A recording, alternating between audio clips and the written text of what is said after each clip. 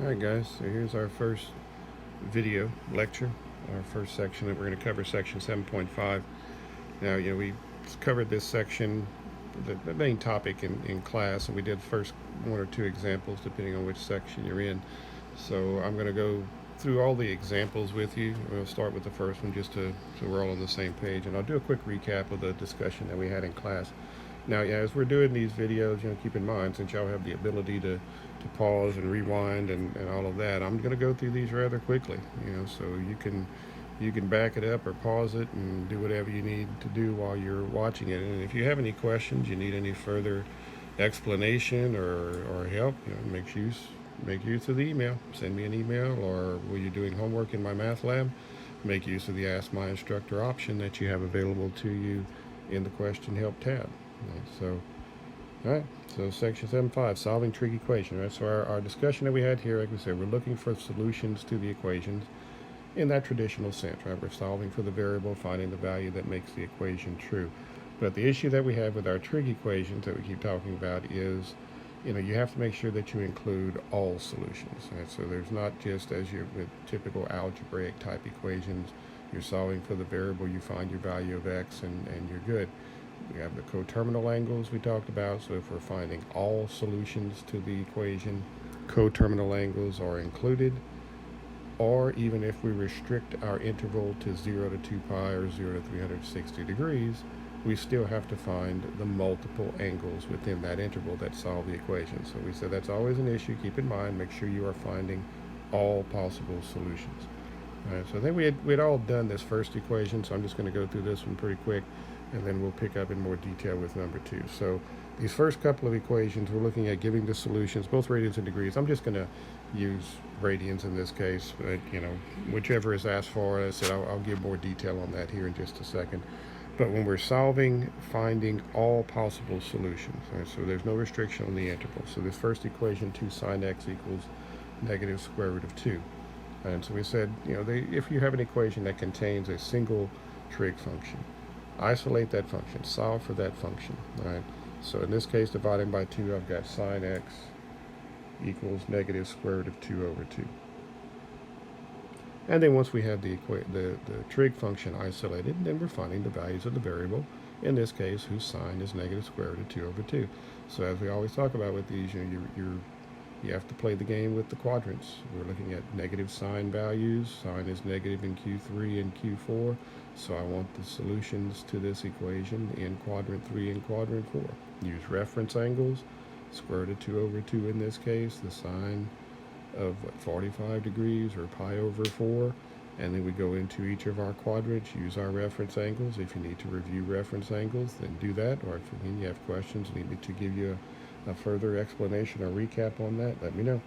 But I'm using reference angles, pi over 4 in Q3 and Q4 to get my solutions. And in quadrant 3, that would be x equal to 5 pi over 4. And in quadrant 4, our angle would be 7 pi over 4. And those would be our solutions. Okay? Now, if we're going to include all solutions to the equation, right? So these are the solutions just within that 0 to 2 pi interval. Then we said we have to take into account all of the coterminal angles. Right? So once you find the solutions within our interval from 0 to 2 pi or 0 to 360, then we'll take each of those angles and add multiples of 2 pi. Right? So 2k pi in this case I'll use, or we would have x equals 7 pi over 4 plus multiples of 2 pi. Right? And so these would be all of the solutions to that equation, including coterminal angles. Right? Go back over here and label this number 1. All right, number 2. So I've got 4 cosine squared theta equals 3.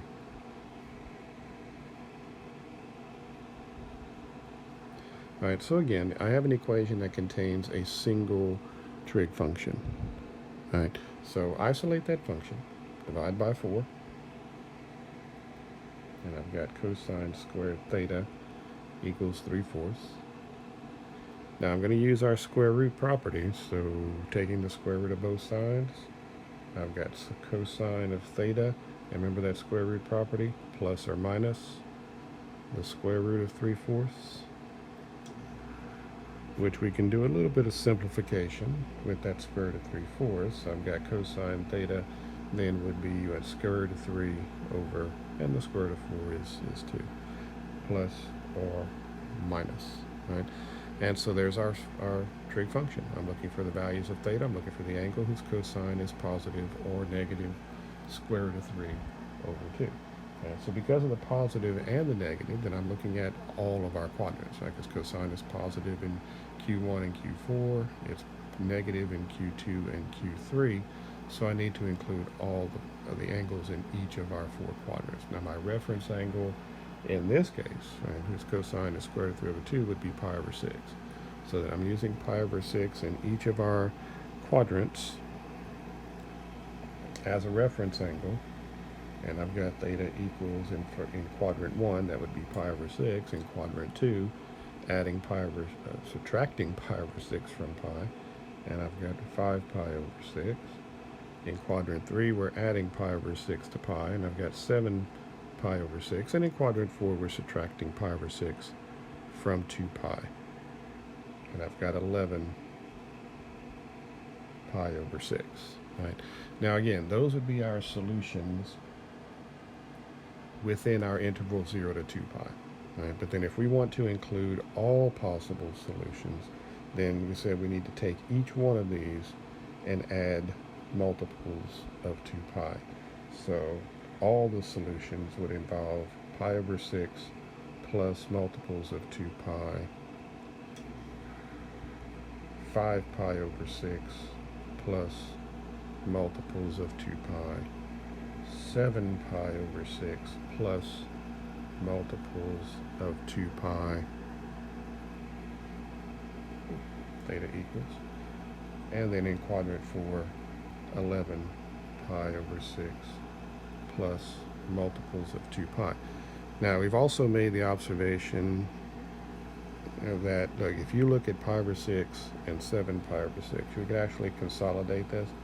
If I look at these two, theta in quadrant 1 pi over 6, if I add pi to that, I get 7 pi over 6. So I could actually combine these two by saying theta would be pi over 6 plus multiples of pi, right? And similarly, if you look at these two guys, 5 pi over 6 plus pi gives me 11 pi over 6. So I can also combine these two.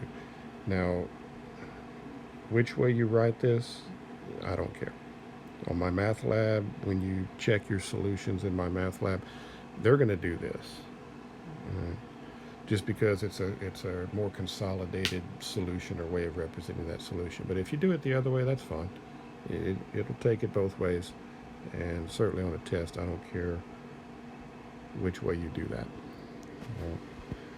Okay, but that's kind of a special case situation where you can actually consolidate your answers. Right?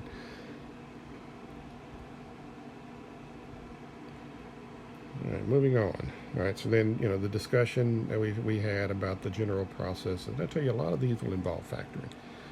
Still, again, if you have a single function in your equation, solve for that function, find your angles in the appropriate quadrants. If we're going to restrict the interval to just be 0 to 2 pi or 0 to 360, then we're done. Otherwise, if we need all solutions, then as we did with the previous two, we want to include all of those coterminal angles. But that just depends on our directions and what we're given.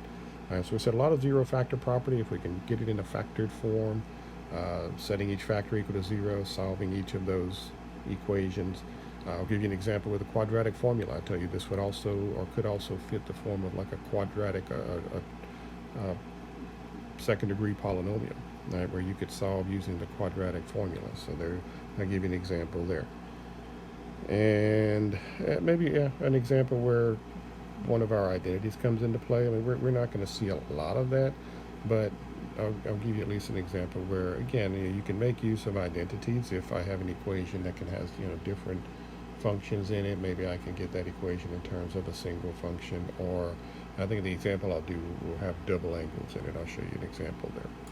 So let's move on to number 3. Now notice it with these, right? The first one we're asked to solve on the interval or in the interval from 0 to 360 degrees. Typically when you see that as your interval, that means you're going to be approximating using the calculator. So the best that we'll be able to do there is approximate our angle values. When you see like with 4, 5, and 6, given the interval from 0 to 2 pi, then that means you should be able to give the exact angles, like we did with the first two, right? We were able to give the radian measure, but follow the directions on the interval. If it says 0 to 360 degrees, and you want to give your angle in degrees. If it says 0 to 2 pi, you want to give your angle in radians, right? So you always want to follow the guidelines set by the interval and make sure you're giving your angle appropriately or using the appropriate units. Right? So number 3, I've got sine x plus 3 equals 2.0816. Get this out of our way.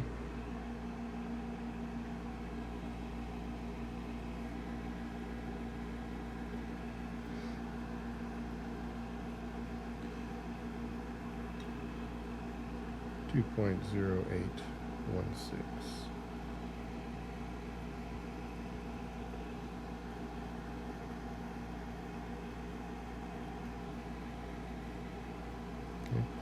But then, as we did with the first two, this is an equation that contains a single trig function, right? So we're just going to solve it first for sine x. I'm just going to subtract 3. And if I subtract 3 from both sides, we end up with a negative 0.9184. Right. And now we're back to playing our game, right? I'm looking for the values of x. I'm looking for the angles whose sine is negative 0.9184. And this is where we're going to have to play with our calculator, right? And our inverse key on the calculator. So I am looking for the angles with that negative sign value, which means x has to be in quadrants 3 and 4, because x is negative. So find our reference angle, and then go into Q3 and Q4.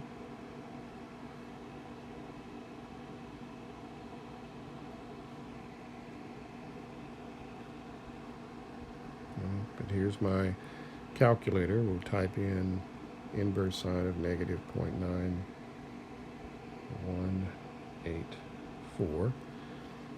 And then on the calculator,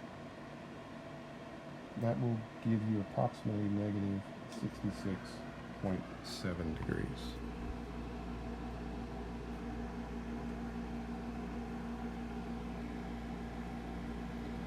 Now, remember, we're looking for our reference angle so that we can then go into quadrant 3 and quadrant 4 and find the angles that satisfy the equation. Now, on the calculator, in this case, we're getting this negative angle because we're plugging in that negative sine value. Remember, our restriction, our output for inverse sine is negative 90 to 90, right? So if I get that negative angle in quadrant 4, then my reference angle is the positive of that. Right, so that's what we always said when we're dealing with the inverse trig keys on the calculator.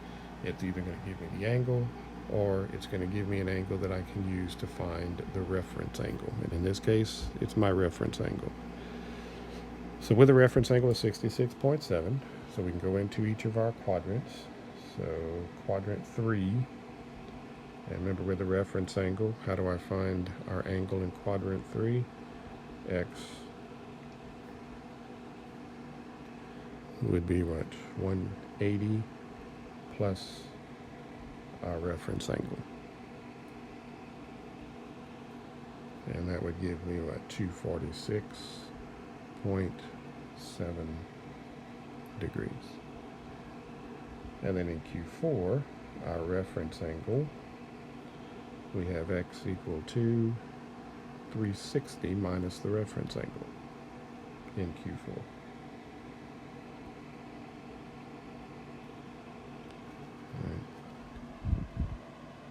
And that would give us what, a 293.3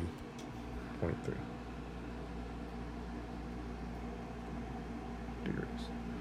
And so these would be our solutions, those two angles. in that interval from 0 to 360 degrees.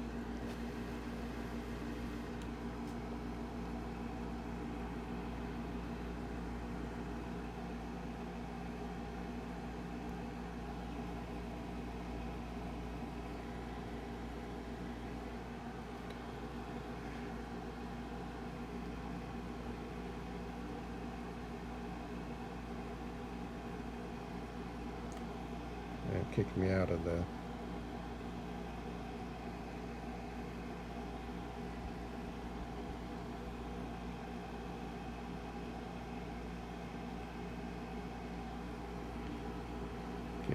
our document.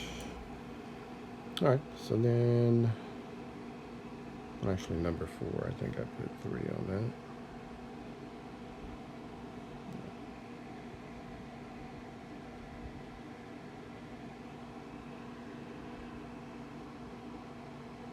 Yeah.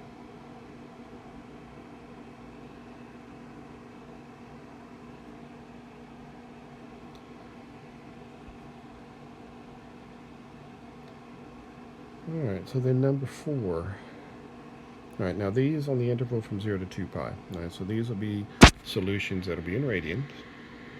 This is where, like I said, a lot of factoring is going to come into play. Taking these equations, using that zero factor property, or that zero product principle, we call it, to factor the equation, get into a factored form equal to 0. So cosine squared plus 2 cosine equals 3.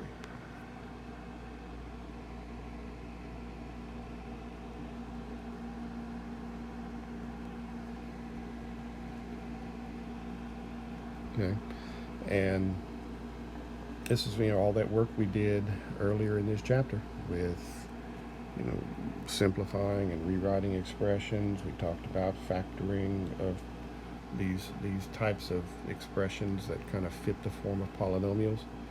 So treat it as you would a quadratic equation in this case, but instead of x squared, I've got cosine squared. And kind of remember that. Well, let me rewrite this first, and then I'll. Right, so setting it equal to 0.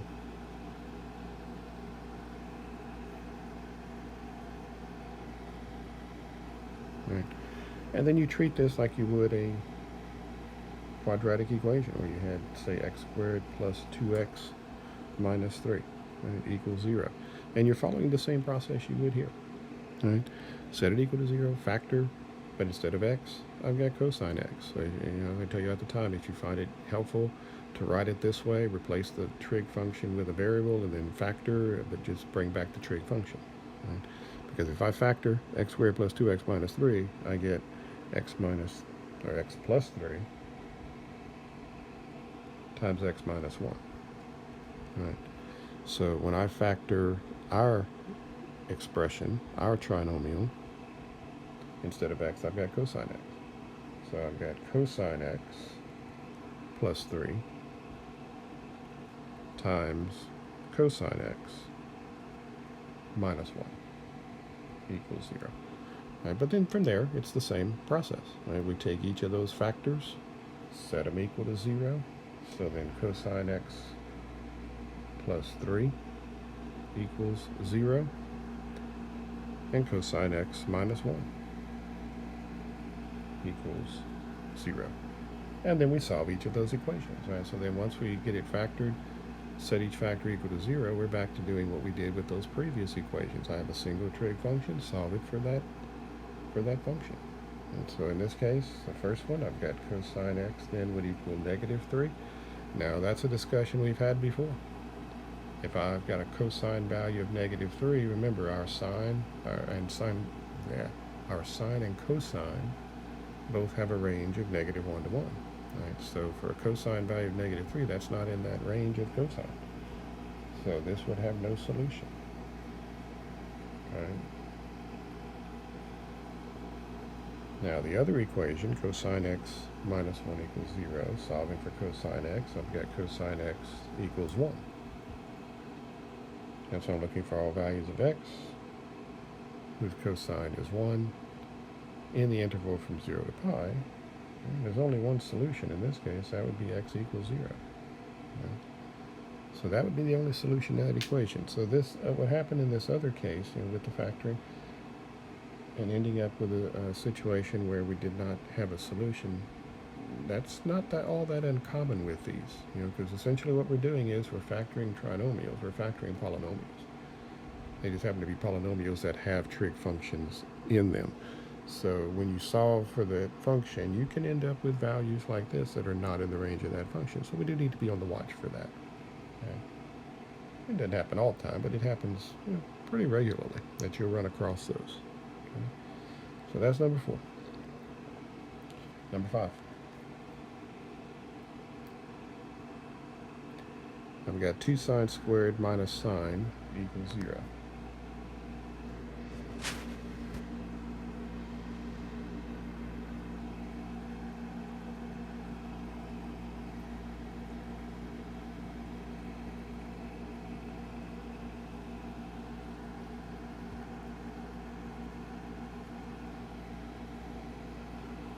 All right.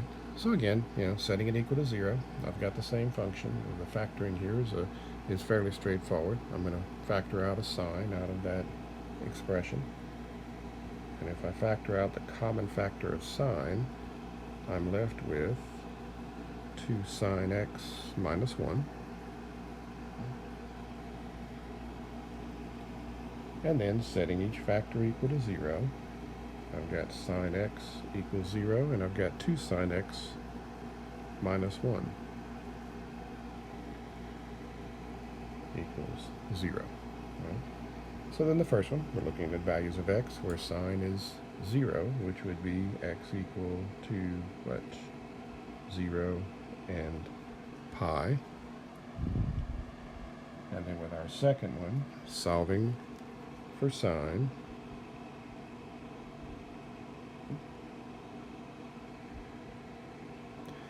I've got 2 sine x equals 1, and then sine x equals 1/2. And drop to a new page. Okay. I'm going to go back and underline these so I don't lose them. All right, so then we're looking for the values of x, where the sine, or the angle whose sine is 1/2. Now that's a positive sine value, and then sine is positive in Q1 and Q4, Q1 and Q2. So make sure we include the angles within those quadrants. The game we've always played. Every angle whose sine is 1/2. And if we need, that would be our reference angle of pi over 6. And so I'm in quadrant 1 with x equal to pi over 6. And in quadrant 2, that would be x equal to 5 pi over 6. Okay? And so those would all be solutions. And so there are 4 solutions to this equation. And again, that's pretty typical for these trig equations. You're not going to usually end up with just 1 or even 2 solutions. A lot of times there are multiple solutions, as we've seen. So there's no limit to that. All right, it's number 5.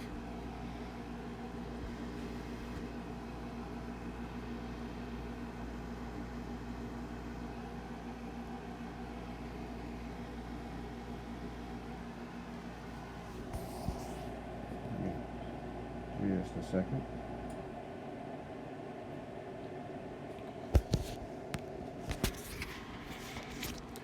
All right, so number 6. Now, this is going to bring in a factoring technique that you should remember from algebra. Remember that factor by grouping process? When you have 4 terms in a polynomial and you can factor by grouping, you group the first 2 terms, you group the second 2 terms, factor each grouping, and then look for a common factor. And you'll see some of that here as well. So I've got 2 sine x cosine x plus 2 sine x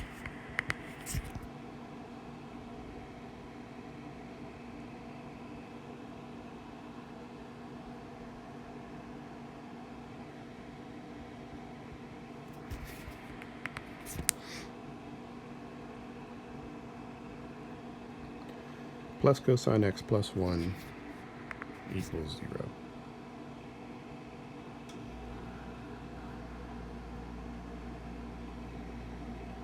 Okay, and so recognize that I do have a 4-term polynomial here. And if I group together the first 2 terms, group together the second 2 terms, okay? And then factor by grouping. Remember, we factor out a common factor from each group. In the first case, I can factor out 2 sine x, which leaves me with cosine x plus 1. And in the second group, and I've got cosine x plus 1, there is no common factor. What I always do here is if there's nothing else that I can factor out, I'll always factor out a 1. And I'll remind you of why I do that in a second. So this would then be 1 times cosine x plus 1. Because remember, with factor by grouping, once you factor each grouping, what you are then looking for is a common factor in each group, but the factor is going to be it's going to be a binomial. Right, so it's not just a monomial factor that we pull out, it's a binomial factor. So each of those groupings has a factor of cosine x plus 1. So I factor that out as a common factor, and then what remains is the other factor. Right? In the first grouping, what's left? 2 sine x. And in the second grouping, that's why I like to put the 1 there, to remind me that that is going to be our term that we have to use in our second grouping, in our second factor. But again, I mean, it's all about the factoring. Then once you have it factored, the rest of it is pretty standard procedure. We'll take each of our factors, set them equal to 0. So cosine x plus 1 equals 0, and 2 sine x plus 1 equals 0. And solve each one for the function. So in the first case, cosine x then would equal -1. And where is cosine equal to -1? At x equals pi. 2 sine x plus 1 equals 0. Solve it for sine. So we've got 2 sine x equals -1. And then sine x equals -1/2. And then we're looking for angles whose sine is -1/2.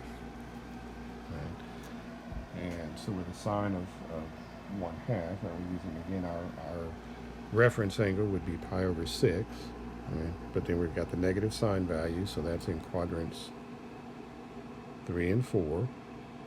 So using pi over 6 is my reference angle in quadrant 3 and quadrant 4. And so I've got a solution here, and I've got these 2 guys here. Okay, so this equation has 3 solutions.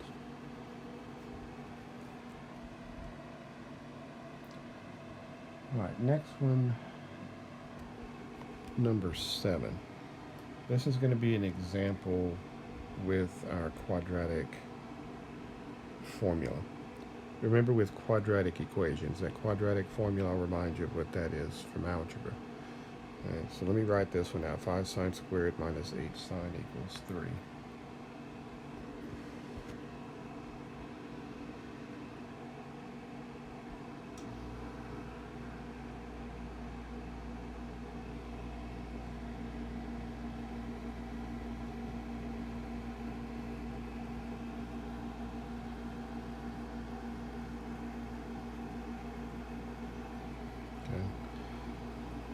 And as with the others, I'm going to set it equal to 0.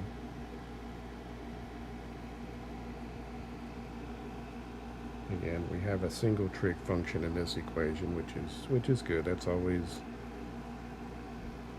a bit easier to deal with instead of having to try to rewrite in terms of a single function using identities and that type of thing.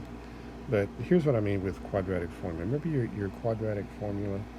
If you have a quadratic equation of that form, the x squared plus bx equals 0, you have the quadratic formula that says you could find the solutions by taking negative b or opposite of b, I should say, plus or minus the square root of b squared minus 4ac all over 2a, right? And that'll give you the solutions for x in this case. The difference between this and what we're solving, or the equation that we're solving on the left, is that instead of x, we've got sine x, right?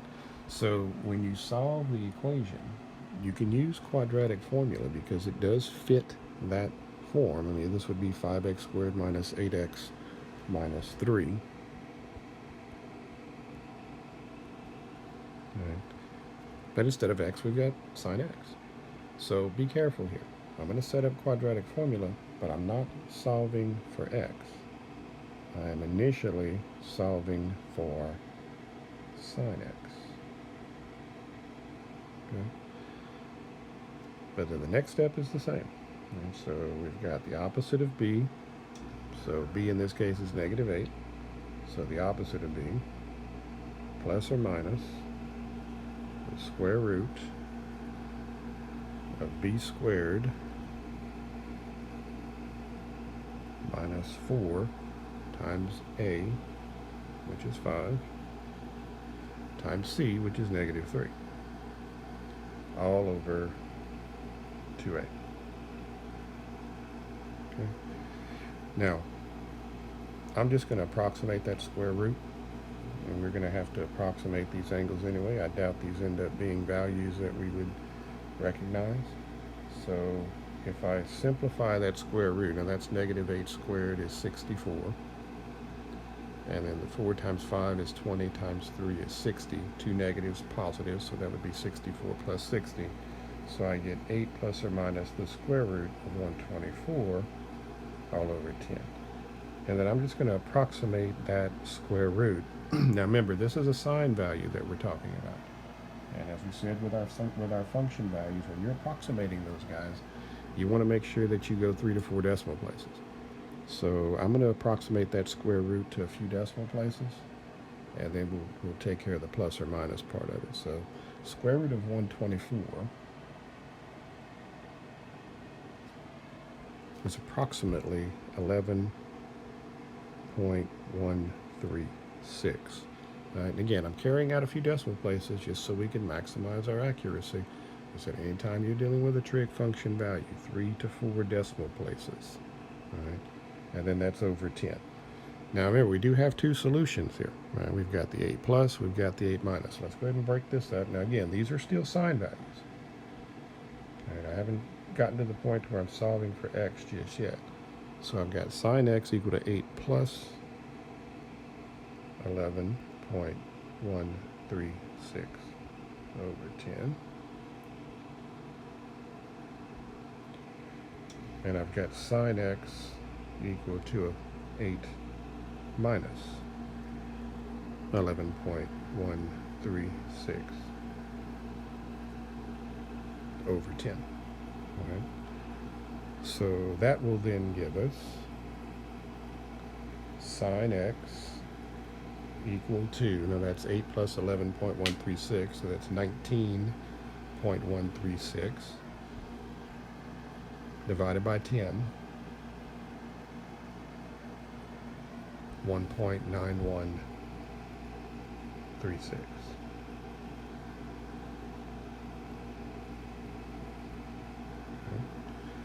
On the other side, sine x, so I've got 8 minus 11.136, so negative 3.136 divided by 10, negative 0.3136. Okay. And now we're back to the game we played before. Right now I've got sine values, right? But that's the thing to be careful of. That's the tricky part with these. And so if I end up with something that resembles a quadratic, right, a nice second degree trig equation, and you can factor it, or like, even with regular polynomial equations, if you don't want to factor, you can always use quadratic formula if it's second degree. But just remember, you're solving initially for the function, then you have to find your value for your variable, then you have to find your angle. Right? All right, so from before, right, I mean, this is sine x equals 1.136. There's no solution there, right? Because remember, our sine values, again, have to be between -1 and 1. So we had one like this earlier. This is not in the range of the sine function, so there is no solution here. Remember, you can also use that empty set notation. Like on a, I don't care which one you use. I think my math lab, you'll say no solution. But remember that empty set notation you can use to represent an empty set, because our solution set there has no values. All right, then over here I've got sine x equals -0.3136. Right, so then we start with x equals negative, or the inverse sine, of -0.3136, because now we're looking for our reference angle. And our inverse sine, and that'll give you approximately -18.3 degrees. And that was a negative sine value, so we are in quadrants 3 and 4 again, right? So in quadrant 3, how do we, let me go back up here and make to my reference angle, because this one again, we had that one earlier that did the same thing. We got our negative angle when we put in the inverse sine, but our reference angle is always positive. So my reference angle would be positive 18.3 degrees. Okay. All right, so now we're back to our angle. So sine is negative, so that's quadrant 3 and quadrant 4. So in quadrant 3, how do we find our angle? If I have the reference angle, it's 180 plus the reference angle. So 198.3 degrees. And then in quadrant 4, how do I find my angle? With the reference angle, x is 360 minus our reference angle.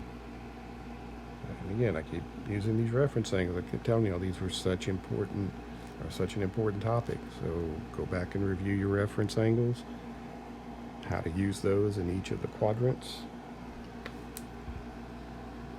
because you're going to make use of a lot of that when you're solving trig equations. Right? So these are our solutions for this equation. Because the other side had no solution. All right, now I had one other one that I wanted to show you, just to bring in one that has, or that used one of the identities. Because I didn't include this one in the PowerPoints, but I thought, I saw that you're going to have a couple like this on my math lab, so I don't want any problems with these guys. I've got cosine of 2x minus square root of 2 sine of x. So I guess we'll call this number 8. Cosine of 2x minus square root of 2 times the sine of x equals 1. Okay. And so obviously I'm dealing with a double angle identity, and it's been pretty standard practice. I mean, even when we were verifying or proving identities, I think I'm going to get rid of that double angle identity first before I do anything else. Right? Now, here's the deal with cosine 2x. Remember, there's 3 different versions of this. Now, if this was sine of 2x, there's only one version of that. You'll have a couple of those in your homework where you have sine 2x. Replace those with its identity, 2 times sine x times cosine x. and then go from there. Then you can work the equation normally from that point. With cosine 2x, though, I mean, there's three different ways that I could replace that. I'm going to choose the one that works with the rest of the equation. In other words, what's going to make it easier to continue with this equation. Because remember, you've got cosine squared minus sine squared. You've got 2 cosine squared minus 1. And you've got 1 minus 2 sine squared. And the reason I'm choosing that one is because the rest of the equation contains a sine function. So that way I keep everything in terms of sine. That definitely makes it easier instead of having to work with both cosine and sine. Okay? And then notice also by replacing that with 1 minus 2 sine squared, if I set this equal to 0, subtracting 1 actually knocks the 1 out of the equation. Okay? Subtracting 1 from both sides, and that 1 is gone. And I'm left with negative 2 sine squared x minus square root of 2 sine equals 0. And now we're back to business as usual. Right? So factoring out a common factor. Now, recommendation, I always do this. I'm looking at the expression. I'm definitely going to factor out a sign, right?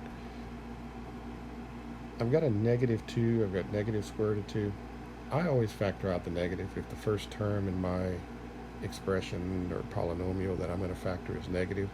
I always pull the negative out with any other common factor that I pull out. Now that's optional. You can factor out the negative or not. Works the same either way. I like to pull the negative out. So I'm going to factor out negative sine x. Now watch your signs when you do that, though, because if I factor out the negative as well as the sine, then I'm left with 2 sine x in that first term, and then just square root of 2 in the second term, because I pulled out the negative, so that is now positive or plus square root of 2 equals 0. So that's the only additional issue with this one. Now, again, we'll set each factor equal to 0. So I've got negative sine x equals 0. And we've got 2 sine x plus square root of 2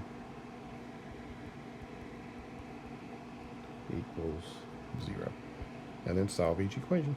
First one I'll divide by negative 1, so that still leaves me with just sine x equals 0, whereas sine 0, 0, and pi. Solving for sine x here, subtracting square root of 2, and then dividing by 2. And then we need the values of x, where sine is negative square root of 2 over 2. So that's a negative sine value, quadrants 3 and 4. Square root of 2 over 2, reference angle would be pi over 4. So then in quadrant 3, and I've got x equal to, 5 pi over 4. And in quadrant 4, 7 pi over 4. Okay. All right, so that gives you, an example of a lot of the different types. You're going to see those in the homework. But yeah, come test time, and again, just a reminder on the testing, because we still at this point, as I sit here, haven't figured that out completely. We're probably going to have to do something online as far as testing, whether we use a proctoring service or not, we'll see. But there's going to be no extra charge for y'all. I mean, if we have to use a proctoring service, we'll either LSU will cover the cost or reimburse y'all for the cost of the proctoring service. Don't think that's going to be an issue. But we haven't gotten that worked out yet. So once I do get that done, I'll forward that to you.